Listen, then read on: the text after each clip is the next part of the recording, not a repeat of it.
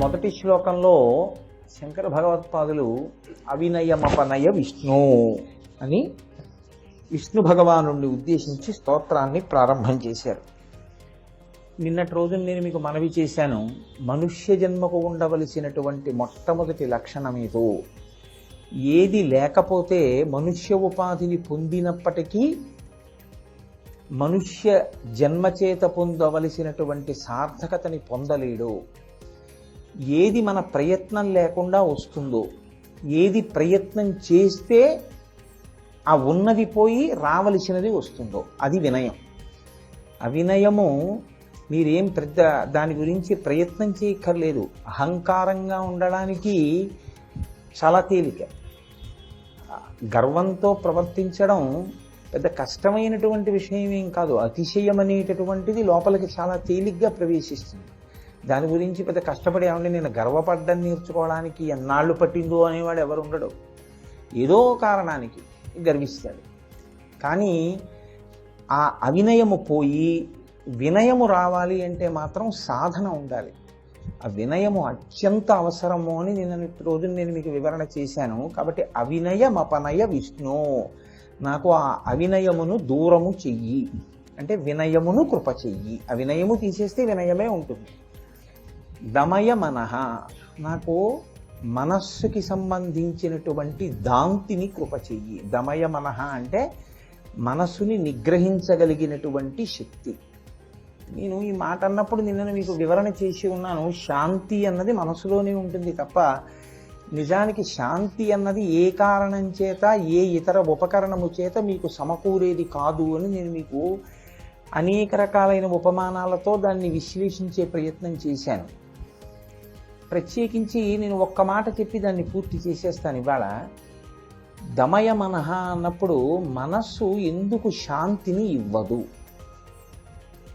ఉన్నదాంతో తృప్తి పొందితే శాంతి అని నేను అన్నాను అనుకోండి, వెంటనే తెలిసిపోయిందిగా విషయం. ఉన్నదాంతో తృప్తి పొందితే శాంతిగా ఉంటాం కానీ ఎందుకు ఉండట్లేదు అంటే 6 శత్రువులు లోపల కూర్చుని ఉంటారు.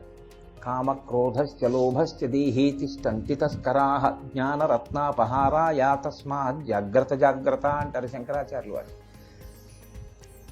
నాకు కామం కలిగింది అంటాడు, నేను కామమును పొందాను అంటాడు. కామమును పొందడానికి అది ఎక్కడి నుంచో రాదు, ఇక్కడే ఉంటుంది. సందర్భాన్ని బట్టి పొటమరిస్తుంది. నాకు కోపం వచ్చింది అంటాడు. వచ్చింది అంటే నేను కాకినాడ నుంచి వచ్చినట్టు అది ఎక్కడి నుంచి రాదు, ఇక్కడే ఉంటుంది. మీరు అవకాశం ఇస్తే లేస్తుంది. మీరు అవకాశం ఇవ్వలేదనుకోండి అది లేచే అవకాశం ఉండదు. ఈ కామక్రోధ లోభ మదమోహ మాత్సర్యములు 6 లేవడానికి ప్రధాన కారణంగా దేన్ని పట్టుకుని లేస్తాయంటే నేనన్నది పట్టుకుని లేస్తుంటే. మీరు చూడండి, నన్ను అలా అండమండి అంటే అందుకు కోపం వస్తుంది. నాకు ఆ పాటి కోరిక ఎందుకు ఉండదండి? కామం వస్తుంది. నేను ఆ పాటి దాచకపోతే ఎలాగండి? లోభం వస్తుంది. నేను ఆశ్రయించి ఇవన్నీ ఉంటాయి. ఇవి మీరు గమనిస్తే పడుకుంటాయి, మీరు గమనించకపోతే విజృంభిస్తాయి.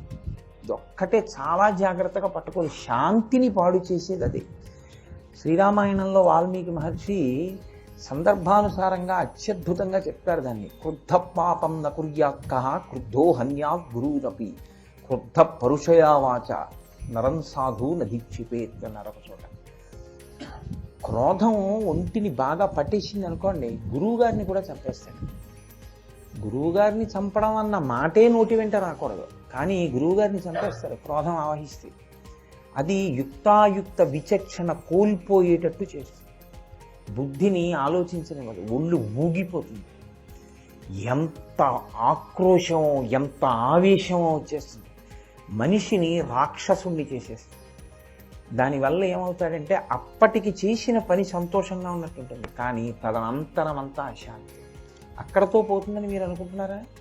ఒక్కసారి క్రోధము వలన చేసినటువంటి పాపకర్మ చేత జీవుడు తన యాత్రలో కొన్ని కోట్ల జన్మలే కిందకి వెళ్ళిపోవచ్చు, నీచమైన ఉపాధుల్లోకి వెళ్ళిపోతాడు.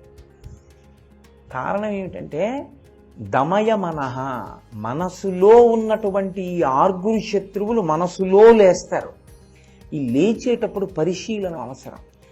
కోపము లేకుండా ఉండు అని ఎప్పుడూ చెప్పకూడదు, తప్పది. కోపము ఉండాలి. ఎలా ఉండాలో తెలుసా అండి?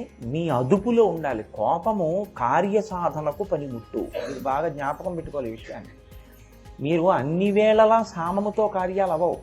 నా కొడుకే ఉన్నాడు అనుకోండి, ఒక్కొక్కసారి నేను వాడిని కోపడవలసి ఉంటుంది. కానీ ఆ కోపం ఎలా ఉండాలో తెలుసా అండి? నేను తెచ్చిపెట్టుకోవాలి.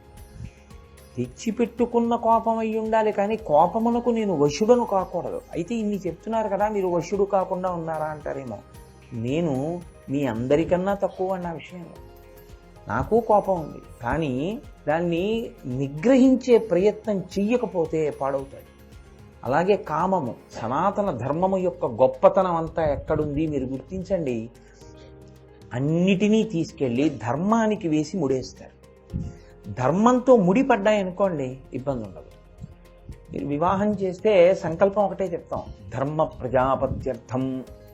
శరీరమునందు కామము, మనసునందు కామము పొటమరించకుండా ఉండదు. కామము వయసులో కలిగి తీరుతుంది, కానీ ఆ కామమును ధర్మబద్ధం చేస్తారు. అందుకే కామపత్ని అని పిలవరు భార్యని, ధర్మపత్ని అని పిలుస్తారు. ఆమె యందు తన తేజస్సును నిక్షేపిస్తాడు. దాని వలన సత్సంతానమును పొంది పితృరుణం నుంచి విముక్తుడవుతాడు. తన కామము తన భార్య ఎందుంటే కామము ధర్మబద్ధము.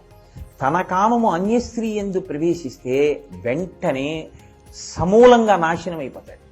నివర్తయమనోమత్త స్వజనీ క్రియతాం మనః అంటుంది సీతమ్మ. అందుకే నీ మనస్సుని తిప్పు. కామం ఉండకూడదని రావణ నేను అంటలేదు. నీ కామము నీ భార్యల యందుంచు. నువ్వు ధర్మాత్ముడు. నీ కామము నా యందు ప్రసరించింది అంటే సీతమ్మ యందు, ఇది మూలఘాతి, పడిపోతుంది. నీతో ఊరుకోదు.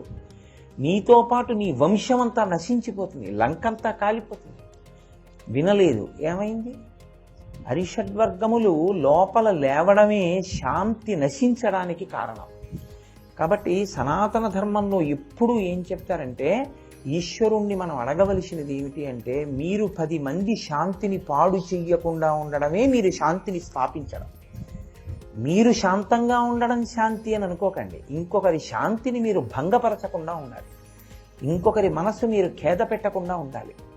అలా ఉండగలిగినటువంటి ప్రజ్ఞ దేని వలన వస్తుంది అంటే, ఈశ్వరుడి యొక్క అనుగ్రహం కలిగితే తనని తాను పరిశీలించుకోవడం వస్తుంది.